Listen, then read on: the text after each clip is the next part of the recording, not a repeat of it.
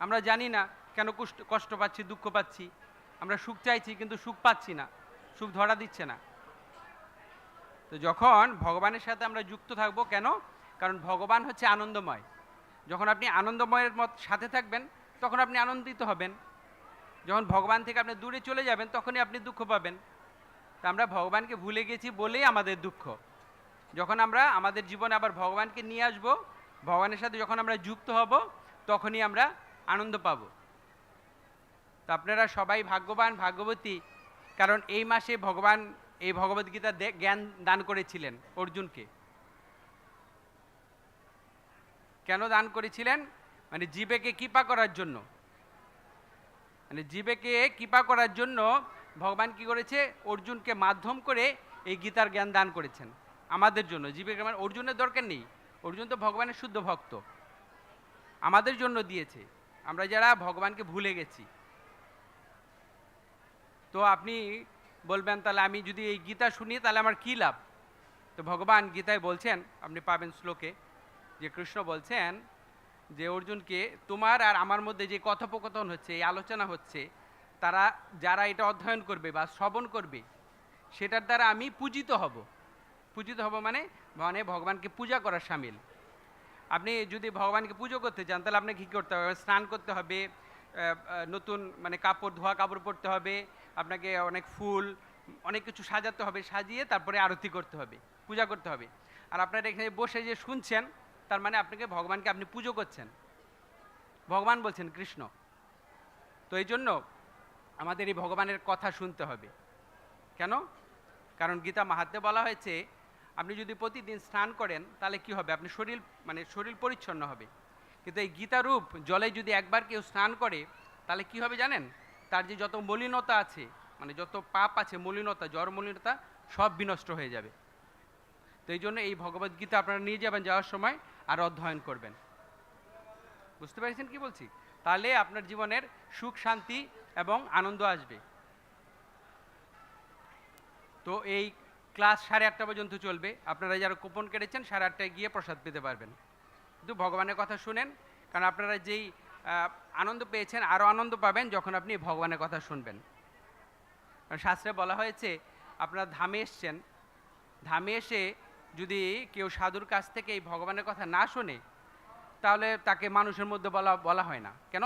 কারণ আপনি ধামে আসে যদি ধামের মহিমা না জানেন তাহলে কী লাভ হলো? আপনি শুধু আসলেন, দেখলেন, চলে গেলেন।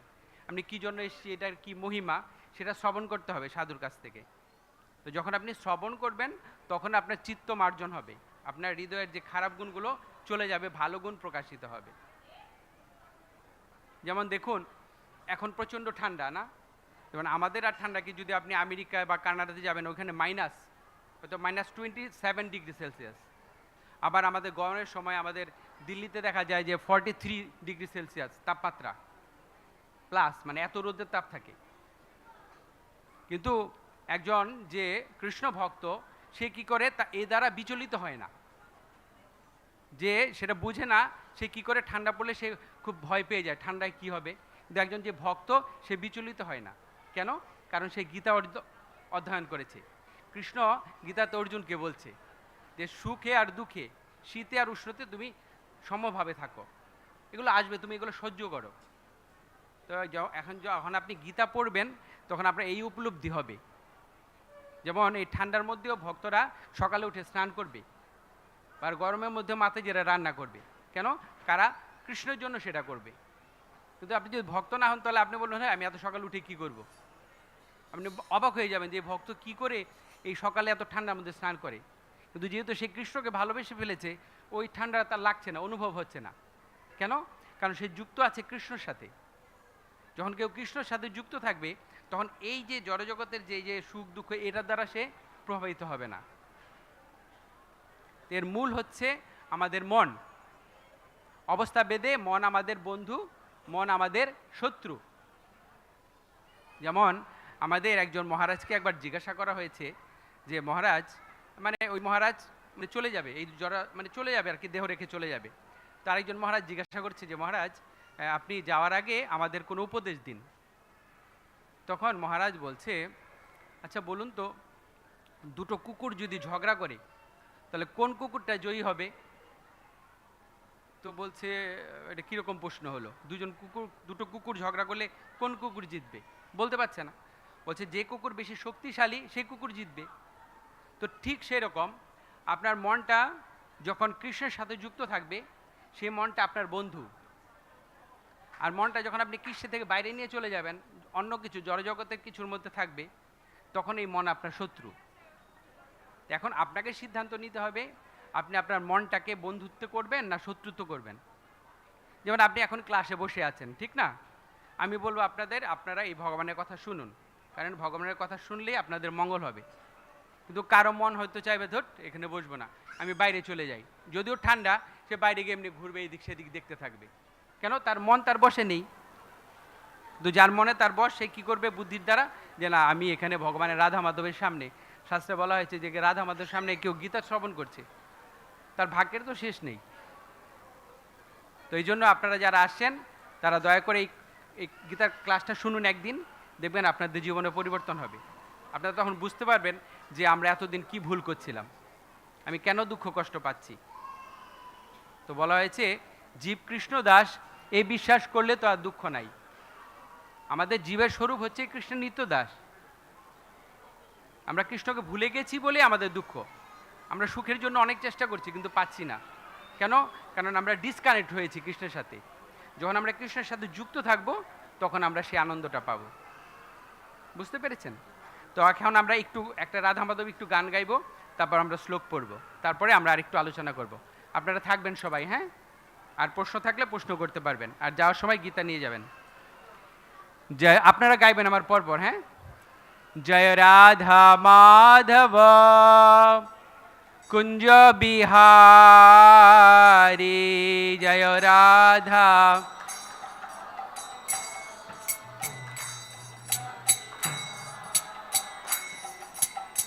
গোপীজন বল্লভ গিরিবরধারী,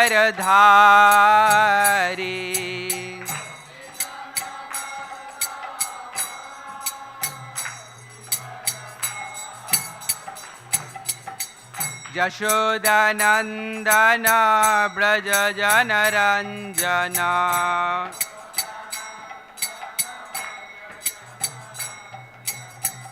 যশোদানন্দন ব্রজ জনরঞ্জন,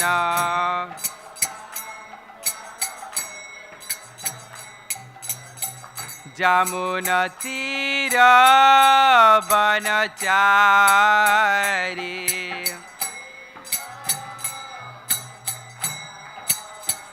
যমুনা তীর বনচারী,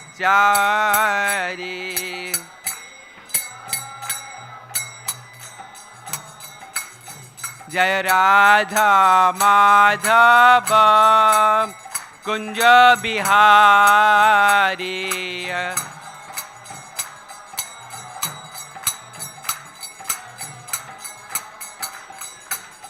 শ্রী কৃষ্ণ চৈতন্য প্রভু নিত্যানন্দ, শ্রী অদ্বৈত গদাধর, শ্রীবাসাদি গৌর ভক্তবৃন্দ, জয়।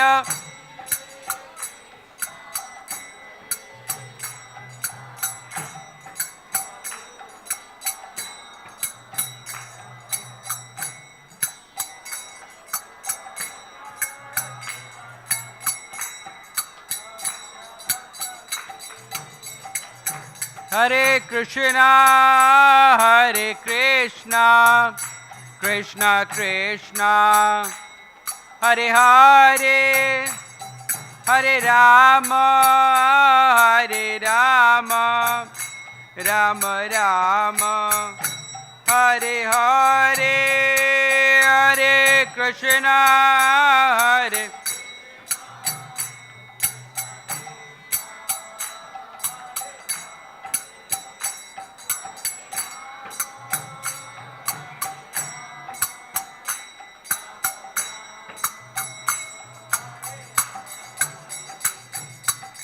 Hare Krishna, Krishna Krishna, Hare Hare, Hare Ram, Ram Ram, Hare Hare, Hare Krishna,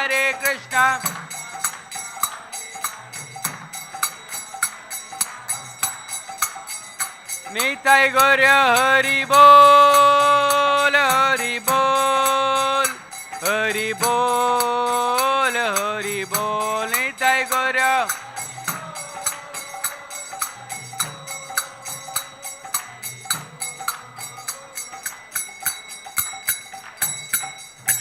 हरिनाम संकीर्तन की, श्री श्री राधा माधव अष्ट सखीबिंद की, पंचतत्व भगवान की, निष्णुदेव प्रहलाद महाराज की, समवेत गौर भक्त मंडल की, श्रीमद् भगवद गीता यथायथ की, गौर प्रेमानंदे।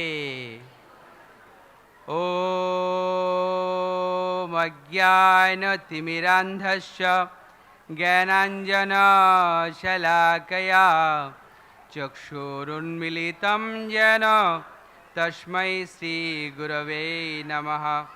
श्रीचैतन्यमनःभीष्टं स्थापितं येन भूतले स्वयं रूप कदा मह्यं ददाति सपदान्तिकं। वन्देऽहं श्रीगुरोः श्रीयुतपदकमलं श्रीगुरुन् वैष्णवांश्च श्रीरूपं साग्रजातं सहगण रघुनाथमितं तं सजीवं स्वाद्वैतं सावधूतं परिजनसहितं कृष्णचैतन्यदेवं श्रीराधाकृष्णपादान् सहगण ललिता श्रीविशाखान्वितांश्च नमयं विष्णुपादाय कृष्णप्रेष्ठाय भूतले श्रीमते जयपताका स्वामिनीति नामिने। नमो आचार्यपादाय निताय कृपा प्रदायिने गौरकथा धामोदाय नगरग्रामतारिणे। नमयं विष्णुपादाय कृष्णप्रेष्ठाय भूतले श्रीमते भक्तिवेदान्त स्वामिनीति नामिने। नमस्ते सरस्वती देवे गौरवाणी प्रचारिणे निर्विशेष शून्यवादी पाश्चात्यदेशतारिणे। हे कृष्ण करुणा सिंधु दीनबंधु जगत्पते गोपेश गोपिका कांत राधा कांत नमस्ते। तप्त कांचन गौरांगी राधे बिंदावनेश्वरी विश्वभानुसुते देवी प्रणमामि हरिप्रिये। नमो महावदन्नाय कृष्ण प्रेम प्रदायते कृष्णाय कृष्ण चैतन्य नाम्ने गौरतिशे नमः। बिंदावै तुलसी देव्यै प्रियावै केशवश च विष्णु भक्ति प्रदे देवी सत्यवत्यै नमो नमः। वंशाकल्पतरुभ्यश्च कृपा सिन्धुभ्येव च पतितानां पावनेभ्यो वैष्णवेभ्यो नमो नमः। जय श्री कृष्ण चैतन्य प्रभु नित्यानंद श्री अद्वैत गदाधर श्रीवासादि गौरभक्तबिंद। हरे कृष्णा कृष्णा कृष्णा हरे हरे, हरे राम राम राम हरे हरे। ओम नमो भगवते वासुदेवाय। ओम नमो भगवते वासुदेवाय। ओम नमो भगवते वासुदेवाय। नारायणं नमस्कृतं नरं चैव नरोत्तमं देवीं सरस्वतीं व्यासं ततो जयमुदीरयेत्। नष्टप्रायेषु भद्रेषु नित्यं भागवत सेवया भागवते उत्तम श्लोकेर्भक्तिर्भवति नैष्टिकीं।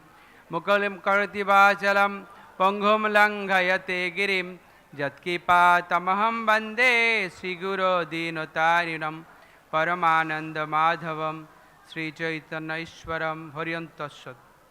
तो आज के আমরা শ্রীমদ্ ভগবদ গীতা দশম অধ্যায় বিভূতি যোগ শ্লোক নাম্বার 38।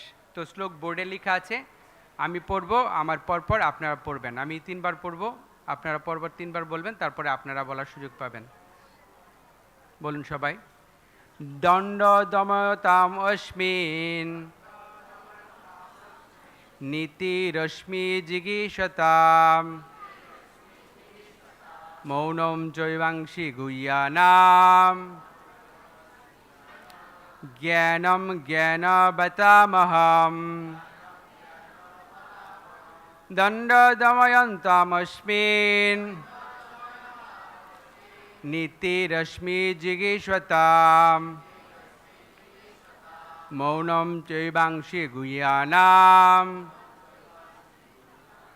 জ্ঞানম জ্ঞানবতামহম দণ্ড দময়তামস্মিন নীতিরশ্মি জিগীষতাম মৌনম চৈবাংশি গুহ্যানাম জ্ঞানম জ্ঞানবতামহম। বলুন আপনারা। দণ্ড দময়তামস্মিন নীতিমস্মি জিগীষতাম মৌনম চৈবাংশি গুহ্যানাম জ্ঞানম জ্ঞানবতামহম। আর বলুন কেউ।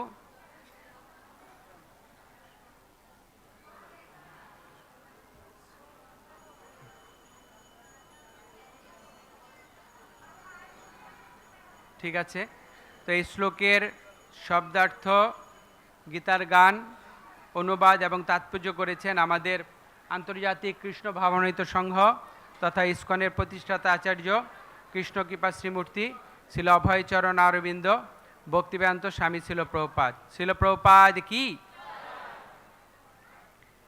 দণ্ড দণ্ড দময়তাম দমনকারীদের মধ্যে, অস্মিন হই, নীতি নীতি, অস্মিন হই, জিগীষতাম জয় অভিলাষকারীদের, মৌনম মৌন, চ এবং, এব ও, অস্মি হই, গুহ্যানাম গোপনীয় বিষয়সমূহের মধ্যে, জ্ঞানম জ্ঞান, জ্ঞানাবতাম জ্ঞানবানদের মধ্যে, অহম আমি, গীতার গান।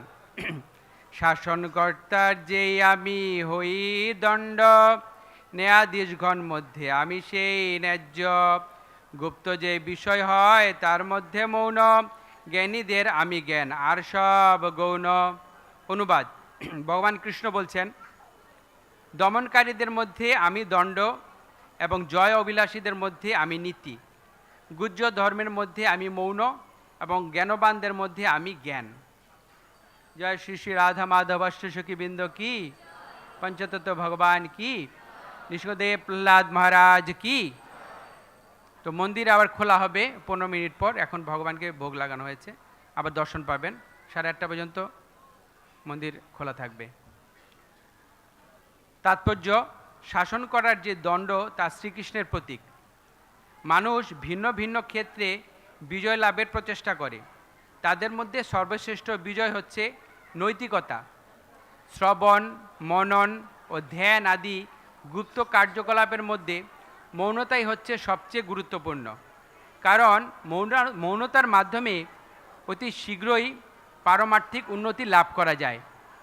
জ্ঞানী তাকে বলা হয় যিনি জড় ও চেতনের মধ্যে পার্থক্য নিরূপণ করতে পারেন, অর্থাৎ যিনি ভগবানের উৎকৃষ্টা ও নিকৃষ্টা প্রকৃতির পার্থক্য নিরূপণ করতে পারেন। এই জ্ঞানী হচ্ছেন শ্রীকৃষ্ণ স্বয়ং। এখানেই শিল প্রভুপাদের প্রাঞ্জল তাৎপর্য সমাপ্ত। তো এই অধ্যায়ের নাম হচ্ছে বিভূতি যোগ। বিভূতি মানে হচ্ছে ভগবানের ঐশ্বর্য। তো ভগবান বলছেন যে আমার অনন্ত, ভগবানের অনন্ত ঐশ্বর্য আছে। তো এখানে কিছু কিছু ঐশ্বর্যের কথা বলা হয়েছে। এই অধ্যায়ের 20 নম্বর শ্লোক থেকে শুরু করে 39 নম্বর শ্লোক পর্যন্ত এই ঐশ্বর্যের বর্ণনা করা হয়েছে। তো আজকে ভগবান যেটা বলছে আজকের শ্লোকে, সেটা হচ্ছে ভগবান বলছে যে দমনকারীদের মধ্যে আমি হচ্ছি দণ্ড। দণ্ড মানে যিনি শাস্তি প্রদান করেন। তো এটা শুনে আপনার মনে হতে পারে যে ভগবান মানে কি? ভগবান মানে হচ্ছে কৃপালু। ভগবান হচ্ছে আমাদের সবসময় কৃপা করে, আমাদের আশীর্বাদ করে, আমাদের বরদান করে। যে এগুলা কি, এগুলা কি?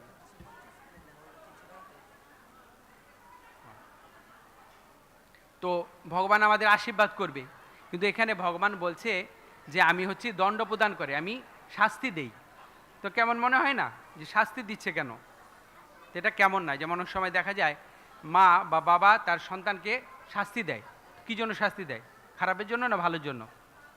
হ্যাঁ, ভালোর জন্য। কিন্তু আপাতত মনে হতে পারে হ্যাঁ রে, মাটা কি খারাপ, ছেলেটাকে এত মারছে। ছেলে হয়তো আগুন ধরতে চাইছে, সে আগুন ধরবেই। তো মা কি তাকে আগুন ধরতে দেবে? মা তাকে শাসন করবে। ঠিক ভগবানও সেই রকম। যখন আমরা কেন বলুন তো? কারণ ভগবান যখন কাউকে দণ্ড দেবে সেটাও তার মঙ্গল।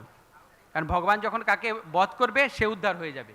যেমন কংসকে বধ করেছে ভগবান, কংস উদ্ধার হয়ে গেছে। শিশুপাল, হিরণ্যকশিপু, যাদের বধ করেছে ভগবান উদ্ধার হয়ে গেছে।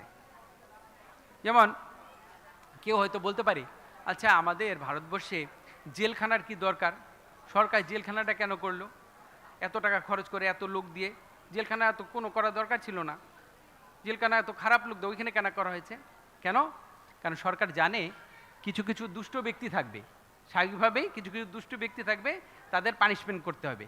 পানিশমেন্ট দেওয়ার জন্য তাদের জেলখানা দিতে হবে। তো সরকারের ইচ্ছা থরি যে আমি জেলখানা করি, সরকারের তো ইচ্ছা নেই। সরকার তো চায় সবাই ভালো নাগরিক হোক, কেউ যেন দুষ্ট কার্য না করে, কিন্তু তারপর কিছু কিছু ব্যক্তি করবে। তো গীতায় কৃষ্ণ বলছে যে পরিত্রাণায় সাধুনাম বিনাশায় চ দুষ্কৃতাম। দুষ্কৃতকারী যারা, তাদের দণ্ডদান করার জন্য আমি আবির্ভূত হই। তো এখানে ভগবান কেন দণ্ড দিচ্ছে? ভগবান মঙ্গলময়ের সব কিছুই মঙ্গল। ভগবান যেটা করে সেটাই মঙ্গল। যেমন মনে করেন আপনি একজন ব্যক্তিকে বুঝাচ্ছেন ভালো করে, সুন্দর করে, যে আপনি এই কাজটা করেন না, এই কাজটা যদি আপনি করেন এটা আপনার ক্ষতি হবে। যে আপনি মদ খাবেন না, মদ খেয়ে আপনি খারাপ, বা আপনি জুয়া খেলবেন না। তো দেখা গেছে যতই বলছেন সে শুনছে না। তখন তো আপনি কী করবেন? তখন তো তাকে শাসন করতেই হবে আপনাকে। শাসন না করলে তো হবে না। অথবা তাকে পুলিশে ধরে নিবে, আচ্ছা করে পেটাবে তার ভালোর জন্য। কারাগারকে আসলে বলা হয় সংশোধনাগার, মানে যেখানে সংশোধন করার জন্য। তো এটা মঙ্গলের জন্য, কিন্তু বুঝবে না। যেমন আমরা মহাভারতে দেখতে পাই যে কৃষ্ণ শান্তির প্রস্তাব নিয়ে গেছে, দুর্যোধনকে বলছে যে দেখো পঞ্চপাণ্ডবদের, তাদের তোমরা 5টা গ্রাম দিয়ে দাও, ওরা থাকুক, তোমার যুদ্ধ করতে হবে না, কিছু করতে হবে না। দুর্যোধন কি বলছে? দুর্যোধন বলছে না, তুমি যদি শান্তির দূত না আসলে আমি তোমাকেও বন্দি করতাম। তো কৃষ্ণ বলছে দেখো আমাকে বন্দি করে দেখো। তো কৃষ্ণকে তাকে বন্দি করতে পারে না। তো দুষ্ট লোক শুনবে না, তো তখন তাকে কি করতে হলে? তখন তাকে শাস্তি দিতে হলো, যেহেতু সে শুনছে না কথা। যখন কেউ কথা শুনবে না তাকে শাস্তি দিতে হবে। এটা হলো শাস্ত্র সিদ্ধান্ত। ভগবানের কোনো ইচ্ছা নেই কাউকে দণ্ড দেওয়া। ভগবান আমাদের মঙ্গলের জন্য সব কিছু করছে। কিন্তু কেউ যদি দুষ্টুমি করে, তাকে দুষ্ট কার্য থেকে নীরব করার জন্য তাকে তো দণ্ড দিতে হবে, কিন্তু আমরা সেটা ভুলে গেছি। তো এরকম শাস্ত্রে বলা হয়েছে যদি মূর্খানাম, যে মূর্খ ব্যক্তি, তাকে যদি উপদেশ দেন তো কী হবে? তার আরও ক্রোধ বেশি বেড়ে যাবে। হ্যাঁ, আমাকে বেশি বুঝাতে আসছেন, আমি কি কম বুঝি নাকি? আপনি আমাকে কোথা থেকে বুঝাতে আসছেন? তো তাকে বুঝালে হবে না। যেমন সাপ, সাপ খুব ক্রূর, মানে একটু কিছু হলে ফুসফুস ফুসফুস করতে থাকে না? আবার কিছু কিছু মানুষ আছে ক্রূর। তো বলা হয়েছে যে সাপকে আপনি অনেক সময় বশ করা যায় না, যে মানে যিনি সাপ খেলা দেখায় উনিকে সাপ বশ করে। কিন্তু যে দুষ্ট ব্যক্তি তাকে আপনি তো বশ করবেন কি করে? কারণ সে হয়তো এখন ভালো আছে, কিন্তু তার ভেতরে হয়তো কি চলছে কে জানে, একটু পরে হয়তো সে আবার খারাপ কাজ করে দেবে। তো এই জন্য ভাগবতমে বলা হয়েছে পশু নাম লঘুরা যথা। যেমন একটা বানরকে আপনি যদি এমনি ঠিক করতে বলেন ঠিক হবে না, একটা লাঠি নেবেন হাতে, দেখবেন বানর একদম বসে থাকবে। মানে পশুকে সাহায্য করার জন্য লাঠির দরকার আছে। তো ঠিক সেরকম যারা দুষ্ট প্রকৃতির ব্যক্তি, তাদের সাহায্য করার জন্য কি দরকার? এই পানিশমেন্ট দরকার। কারণ পানিশমেন্ট না দিলে তারা শান্ত হবে না। এখানে বলা হচ্ছে যে একবার কি হয়েছে, এই আমাদের কৃষ্ণের পুত্র শাম্ব, জাম্ববতীর পুত্র, ও কি করেছে দুর্যোধনের কন্যা লক্ষণাকে তাকে অপহরণ করে নিয়ে আসছে। তো ক্ষত্রিয় সমাজে আগেকার দিনে এটা নিয়ম ছিল, মানে বিভিন্নভাবে বিয়ে করা যায়, তারপরে একটা এটা আছে। তো ওরা কী করেছে, কৌরবরা মানে দুর্যোধন আদি, ওরা কী করেছে ওই শাম্বকে বন্দি করে নিয়েছে। বন্দি করে নিয়েছে, তখন কৃষ্ণরা যখন মানে ইয়ারা যদুবংশরা যখন জানতে পেরেছে, তখন তারা বলছে যে আমরা যুদ্ধ করব ঈশাদের বিরুদ্ধে, কৌরবদের বিরুদ্ধে। তখন বলরাম বলছে ঠিক আছে, যুদ্ধ করার দরকার নেই, দুর্যোধন তো আমার শিষ্য, আমি ওকে গদা শিক্ষা দিয়েছি, আমি যাচ্ছি, আমি বয়স্কদের, ব্রাহ্মণদের, গুরুদের নিয়ে যাচ্ছি, বৃদ্ধদের, আমরা আলোচনা করে সমাধান করে নিয়ে আসবো। তো বলরাম গেছে, বলরাম গিয়ে বলছে যে এরকম আমরা ওইখান থেকে এসছি, তো আমরা চাই যে শাম্ব আর লক্ষণাকে দিয়ে দাও, আমরা ওকে নিয়ে যাই। আর কৌরবরা রেগে গেছে, বলছে কি এত বড় সাহস, আমরা আমরা হচ্ছে এই রাজ্যের রাজা, আর ওরা আমাদের একটা অঙ্গরাজ্য। যেমন কৌরবরা সারা ভারতের রাজা ছিল, আর কৃষ্ণ যে যাদব ওরা একটা অংশে ছিল, এরকম বলা হয়। তো তখন বলরাম দেখছে এরা তো শুনবে না আমার কথায়, মানে আমি তো মানে যেটা বলছিলাম যে শান্ত করার জন্য, মিষ্টি করে তাদের বোঝানোর জন্য চাইছে, কিন্তু ওরা শুনছে না। তখন বলরাম কী করছে, বলরাম হল আছে, হল আছে না লাঙ্গল, ওইটা দিয়ে উনি পুরো হস্তিনাপুরকে একদম করে দিয়েছে, কেটে, মানে পুরো হস্তিনাপুরকে গঙ্গায় নিয়ে ডুবিয়ে দেবে। তো যখন হল চালন করে এরকম কাটছে, আর আস্তে আস্তে ওই নগরীটা পুরো এরকম কাটছে, ডুবে যাবে, তখন সবাই ভয় পেয়ে তাড়াতাড়ি আসছে বলরামের কাছে, ওই লক্ষণ আর শাম্বকে নিয়ে, আর ক্ষমা চাইছে, মাফ করে দিন, আমাদের ক্ষমা করে দিন, অপরাধ হয়ে গেছে, আপনারা নিয়ে চলে যান। তো এখান থেকে আমরা কী দেখলাম, যে যখন ওদের বলরাম ভালো করে বললো শোনার জন্য, ওরা শুনলো না, কিন্তু যখন বলরাম তাদের শাস্তি দিল, তখন কী হলো, শাস্তির ভয়ে ওরা চলে আসলো এখানে। তার আমরা এখানে এটাই দেখতে পাচ্ছি যে দুষ্ট ব্যক্তিকে আমরা চেষ্টা করব ভালোভাবে বোঝানোর জন্য, কিন্তু সে সহজে বুঝবে না। যখন বুঝবে না তখন তাকে শাস্তি দিতে হবে। তো ওই জন্য শাস্ত্রে ভক্তি সিদ্ধান্ত সরস্বতী গোস্বামী প্রপাত বলছে যে এই যারা সাধু গুরু বৈষ্ণবের নিন্দা করবে, মানুষকে ক্ষতি করবে, তাদের বিরুদ্ধে আমাদের প্রতিবাদ করা উচিত, তাদের শাস্তি দেওয়া উচিত। এরকম না ও যে যা করুক আমি চুপচাপ, আমি কাউকে কিছু করব না, এরকম বলা হয়নি। যখন কেউ দুষ্ট ব্যক্তি, কারণ ভগবান কি বলল কৃষ্ণায়, পরিত্রাণায় সাধুনাম বিনাশায় চ দুষ্কৃতাম, যে দুষ্কৃতিকারীদের বিনাশ করার জন্য আমি এসেছি। এখানে ভগবান বলছে যে দমনকারীদের মধ্যে আমি হচ্ছি দণ্ড। তারপরে বলছে যে যারা জয় অভিলাষী, যারা জয় লাভ করতে চায়, তাদের মধ্যে আমি কি, আমি হচ্ছে নীতি। নীতি মানে নৈতিকতা। আপনি যদি কোনো একটা কাজ করতে চান, আপনার একটা নীতি লাগবে, আপনি নীতি ছাড়া কোনো কাজ করলে সেটা হবে না। নৈতিকতা হলো সবচেয়ে বেশি ইম্পর্টেন্ট। তো আপনি জয় পেতে হলে আপনার নীতির দরকার। যেমন এই কুরুক্ষেত্রের যুদ্ধে আমরা দেখছি যে এক পক্ষে আছে পাণ্ডবরা, আরেক পক্ষে আছে কৌরবরা। তো পাণ্ডবরা তারা কৃষ্ণের অধীনে আছে, মানে তারা নীতির মধ্যে আছে, আর কৌরবরা তারা কিছু মানছে না, তারা ভাবছে আমাদের তো লোকবল বেশি আছে, ভীষ্মদেব আছে, দ্রোণাচার্য আছে, সবাই আছে আমাদের পক্ষে, আমাদের তো জয় হবে, আমাদের কোনো নীতির দরকার নেই, আমরা যেটা করব সেটাই। এবং তারা যুদ্ধক্ষেত্রে প্রথমেই তারা নীতি ভঙ্গ করেছে, যেমন অভিমন্যুকে বধ করেছে সবাই মিলে, যেটা যুদ্ধের বাইরে। পরবর্তীতে এরা করেছে, কিন্তু শাস্ত্রে বলা হয়েছে কৃষ্ণ যখন যেটা করবে সেটাই ধর্ম। কৃষ্ণ হচ্ছে ভগবান, ভগবান যেটা করবে সেটাই ধর্ম। আর আমরা এরকম ভাবতে পারি না যে আমি যেটা করব সেটাই ধর্ম, না, আপনি যেটা করবেন সেটা শাস্ত্রের সাথে মিল রাখতে হবে, যে শাস্ত্রে এরকম বলা হয়েছে কিনা, শাস্ত্রে কি আছে। যেমন কৃষ্ণ বলছে যে আমি কুরুক্ষেত্রের যুদ্ধে অংশগ্রহণ করব না, তখন অর্জুন আর দুর্যোধন তারা এসছে কৃষ্ণকে বোঝানোর জন্য, যুদ্ধে যার যার দলে নেওয়ার জন্য। তো দুর্যোধন আগে এসছে, দুর্যোধন এসে কৃষ্ণ তখন ঘুমিয়ে আছে, তো দুর্যোধন এসে কৃষ্ণের মস্তকের সামনে বসে আছে, আর অর্জুন পরে এসছে, অর্জুন পরে এসে কৃষ্ণের চরণের পাশে বসে আছে। তো কৃষ্ণ এরকম শুয়ে আছে, যখন তাকাবে তখন কোথায় দেখবে, আগে সামনে দেখবে না এই মাথায় দেখবে? তো কৃষ্ণ তাকে অর্জুনকে দেখেছে, তো বলছে অর্জুন তুমি কখন আসছো?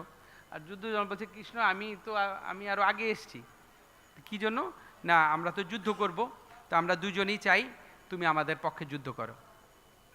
তখন কৃষ্ণ বলছে দেখো, একটা হলো আমি এই যুদ্ধে আমি অস্ত্র ধারণ করব না, আর আরেক পক্ষে হলো যে আমার যে সৈন্য আছে এক অক্ষৌহিণী নারায়ণ সেনা, সেটা নিতে পারো, যদি আমাকে নিতে পারো, কিন্তু আমি যুদ্ধ করব না, আর অথবা তুমি আমার সৈন্য নিতে পারো। তো দুর্যোধন ভাবছে এ তো যুদ্ধ করবে না, একে নিয়ে আমার কী লাভ, আমি বরঞ্চ নারায়ণ সেনা নেব, 1,00,000 নারায়ণ সেনা, কারণ যুদ্ধে তো আমার যুদ্ধ করতে হবে, ওই ওই যুদ্ধ করবে না, কৃষ্ণকে নিয়ে আমার কি দরকার আছে, আমার তো দরকার নেই। তখন কৃষ্ণ বলছে যে না দেখো দুর্যোধন, অর্জুন হচ্ছে ছোট, তো নিয়ম হলো আগে অর্জুনকে চাইতে হবে। আর দুর্যোধন টেনশনে পড়ে গেছে যে অর্জুন যদি নারায়ণের সেনা নিয়ে নেয় তাহলে তো আমি পাবো না।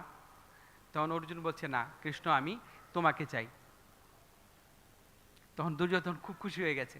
তখন কৃষ্ণ আবার অর্জুনকে বলছে অর্জুন তুমি চিন্তা করে বলো, ভেবে চিন্তে বলো, আমি কিন্তু যুদ্ধ করবো না, আমি কিন্তু চুপচাপ থাকবো, আমি কিন্তু অস্ত্র ধারণ করবো না। অর্জুন বলছে তুমি যুদ্ধ করো আর যাই করো আর নাই করো, আমার তোমাকে চাই, আমি তোমাকে লাগবে, তুমি যুদ্ধ করো আর না করো, তুমি আমাদের দলে থাকলেই হবে, আমাদের কিছু করতে হবে না। আর দুর্যোধন বলছে প্রভু ও আবার আপনি ই করছেন কেন, ওর চেয়েছে আবার আপনি ওকে আবার ই করছেন, ও চেয়েছে ঠিক আছে দিয়ে দিন। তা আপাত দৃষ্টিতে কি মনে হচ্ছে যে দুর্যোধন মানে জিতে গেল আর কৃষ্ণ হেরে গেল। তো মামা শকুনিকে যখন বলল তখন শকুনি আচ্ছা করে বকা দিচ্ছে, কারণ শকুনি অনেক পণ্ডিত ব্যক্তি, সে জানতো যে যেখানে কৃষ্ণ আছে সেখানে জয়, গীতার শেষ শ্লোকে বলা হয়েছে। তো সেটা বুঝতে পারছে অর্জুন, সেটা কেন এই জয় অভিলাষিতাতে নীতি নৈতিকতা, যেখানে নীতি ঠিক থাকবে সেখানে জয় হবে। অর্জুনের নীতি ছিল ঠিক যে আমি কৃষ্ণকে নেব, কৃষ্ণ যুদ্ধ করুক আর না করুক। এবং আমরা দেখতে পারি যে কুরুক্ষেত্রের যুদ্ধে কতবার কৃষ্ণ অর্জুনকে বাঁচিয়েছে, মানে অর্জুনের বাঁচার কোনো সম্ভাবনাই নেই। যেমন একবার জয়দ্রথ যখন অভিমন্যুকে মারল তখন সবাই অর্জুনকে বলল যে জয়দ্রথের জন্যই এই অভিমন্যু মারা গেছে, জয় নৃসিংহদেব ভগবান কি।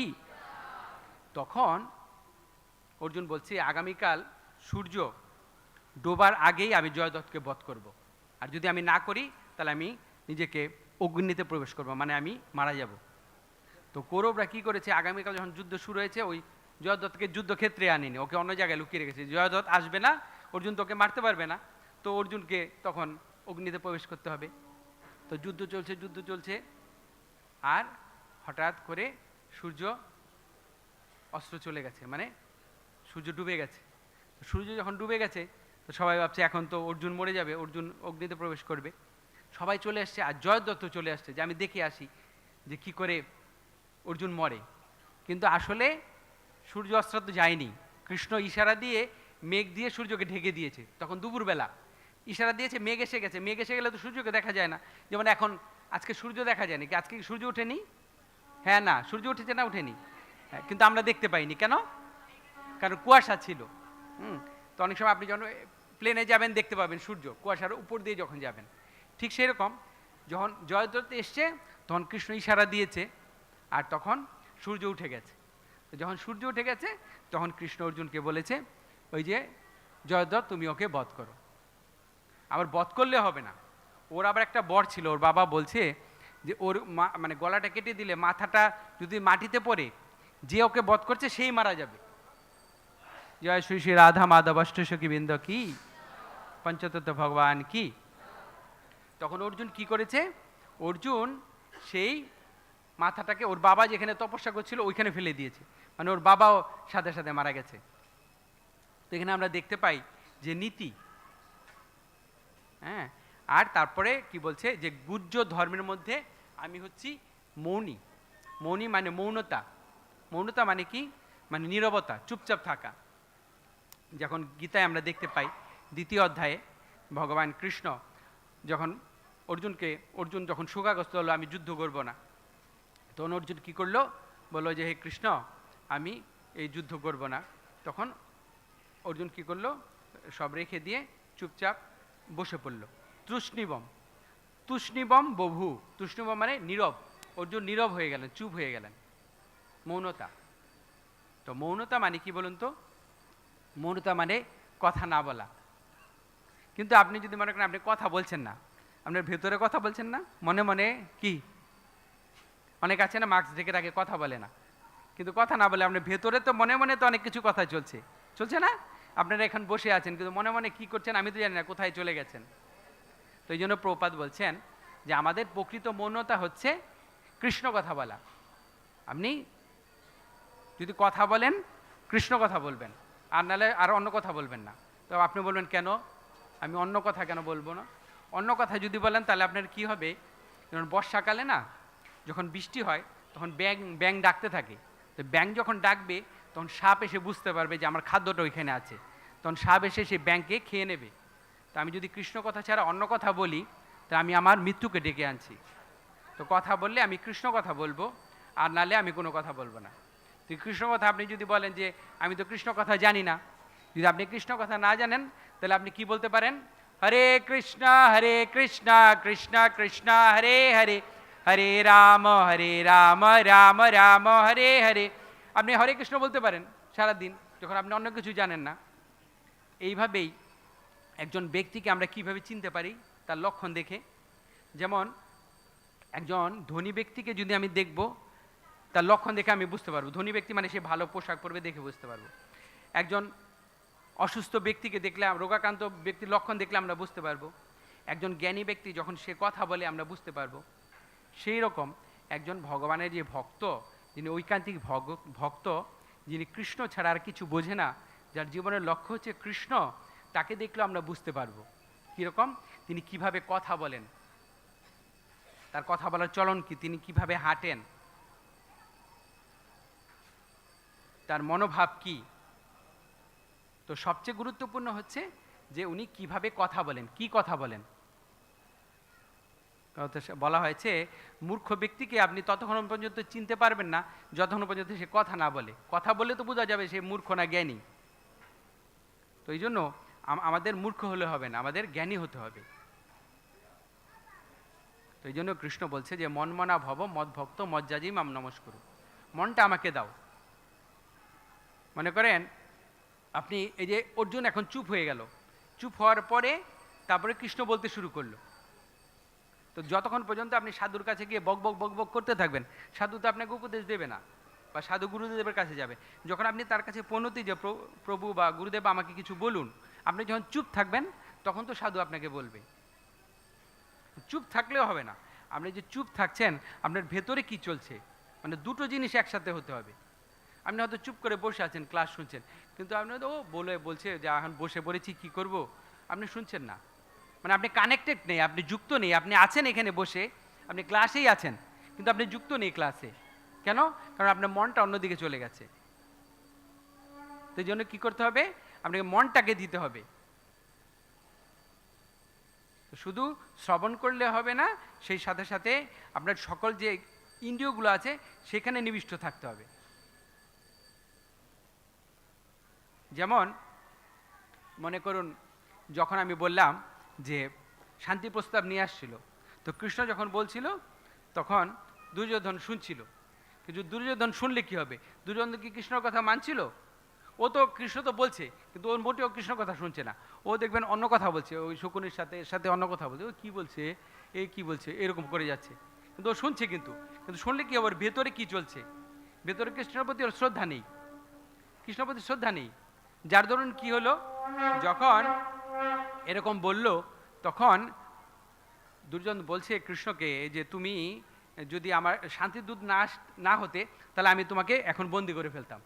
তো কৃষ্ণ বলছে ঠিক আছে, তুমি আমাকে বন্দি করেও দেখো। তো সে তো আর বন্দি করতে পারেনি, কৃষ্ণ তখন তার বিশ্বরূপ দেখালো। তো ওই রকম শ্রবণ মানে মৌনতা, মানে প্রকৃত মৌনতা মানে কি জানেন তো?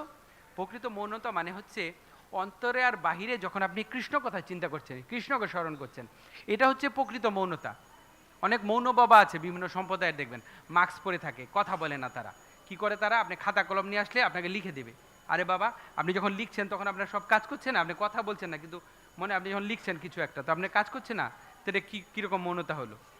তো আমরা তো সেটা পারবো না। আমরা যেটা পারবো প্র্যাকটিক্যাল করতে হবে। কারণ আমি কথা না বলে থাকতে পারবো না। তো যখন আমি কথা বলবো তখন আমি কি কথা বলবো? আমি শুধু কৃষ্ণ কথা বলবো। তো সেইটা হলো আমাদের জীবনের উদ্দেশ্য, যে আমি কথা বলে শুধু কৃষ্ণ কথা বলবো, আর নতুবা আমি নীরব থাকবো। কারণ আমাদের জীবনের লক্ষ্য থাকবে কৃষ্ণ। আমি কিভাবে কৃষ্ণকে পেতে পারি?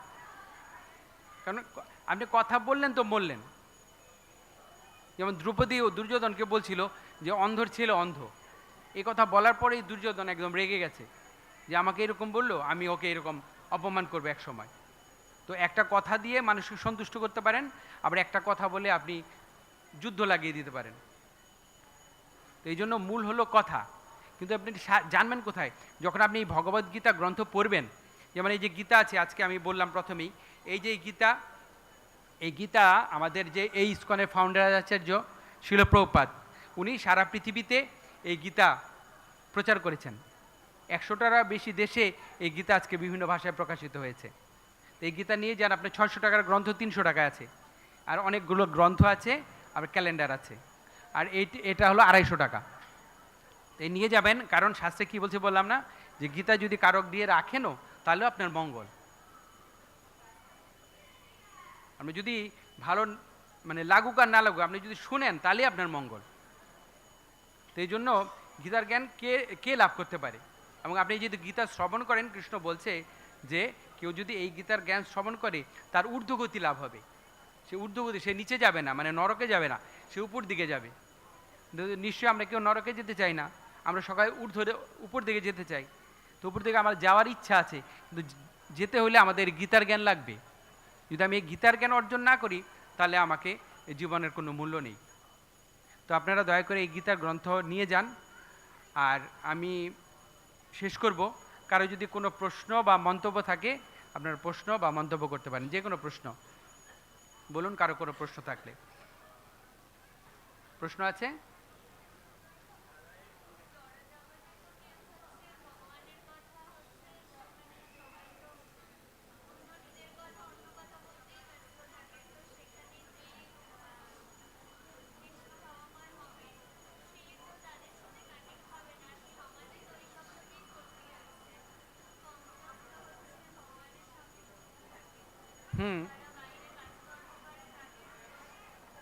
হ্যাঁ, এই জন্যই তো আমাদের আন্তর্জাতিক কৃষ্ণ ভাবনিত সংঘ। আমাদের এই সংগঠনের কাজ হলো প্রচার করা। মানে একটা হলো গোষ্ঠানন্দী আর একটা হলো ভজনানন্দী। আমরা হলো গোষ্ঠানন্দী। গোষ্ঠানন্দী মানে হচ্ছে যে আমি যেই ভক্তির আনন্দটা পেয়েছি আমি এটা সবাইকে বিতরণ করে দেব। তা আমাদের ইসকন মানে দেখুন এত প্রচার, অন্যান্য মঠে গিয়ে দেখবেন এত ভক্ত নেই, তারা তাদের মতো ভজন করে যাচ্ছে, কিন্তু আমাদের এটা না। আমাদের প্রথম থেকেই প্রচার সংগঠন। সারা পৃথিবীতে যেখানেই যাবেন আমাদের দেখবেন ইসকনের ভক্তরা এই যে গীতা বিতরণ করতে যাচ্ছে, সব জায়গায় যে করছে, তো আমাদের সব জায়গায় ভক্তরা আছে, মানে চেষ্টা করছে, মানে তাদের সংখ্যা তো অনেক বেশি, সেই তুলনায় কম, কিন্তু আপনি যেটা বলছেন তারপরে আমাদের ইসকন ভক্তরা চেষ্টা করছে ঘরে ঘরে গিয়ে সবাইকে বোঝানোর জন্য, কারণ ওইটা স্বীকৃতি লাগবে। কারণ কৃষ্ণ গীতায় বলেছে যে বহু নাম জন্ম নামন্তে জ্ঞানবানমান প্রবদ্ধতে বাসুদেব সর্বমিতি স্বমহাত্মা সুদুর্লভ। অনেক জন্মের পরে কেউ জানতে পারে যে কৃষ্ণ হচ্ছেন সব কিছুর উৎস। তো এই জন্য আমাদের প্রচার করে যাচ্ছি। আপনারা যেটা শুনেছেন, যেটুকু শুনেছেন আপনারা সেইটুকুই বলবেন, কারণ যে শ্রদ্ধা পান না, যেটা বললাম দুষ্ট লোক তারা শুনবে না। তাদের মধ্যে থেকে আপনি যখন 10 জনকে বলবেন, তখন 10 জনের মধ্যে দেখবেন 1-2 জন পাবেন যারা একটু শ্রদ্ধা আছে। মানে আপনি যখন বলবেন কাউকে, দেখবেন 1-2 জন পাবেন যারা একটু, তাদের আপনাকে বলতে হবে। বুঝতে পারছেন? এইভাবেই হবে আর কি, চেষ্টা করতে হবে আমাদের। কেন বলুন তো? কারণ মা যশোদা কৃষ্ণকে বাঁধতে পারছিল না, দামোদর লীলা আমরা দেখি। কিন্তু যখন দেখছে যে মা যশোদা এত চেষ্টা করছে আমার বাঁধার জন্য, তখন কৃষ্ণ তার কাছে বন্ধনগ্রস্ত হলো।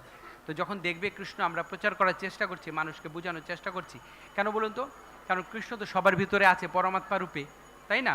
তো কৃষ্ণ পরমাত্মা রূপে তাকে উৎসাহ দেবে যে হ্যাঁ তুমি এই গীতাটা নাও, বা তুমি একটু জপ করো, তুমি একটু সাধুসঙ্গ করো। তো করলে আস্তে আস্তে তার পরিবর্তন হবে।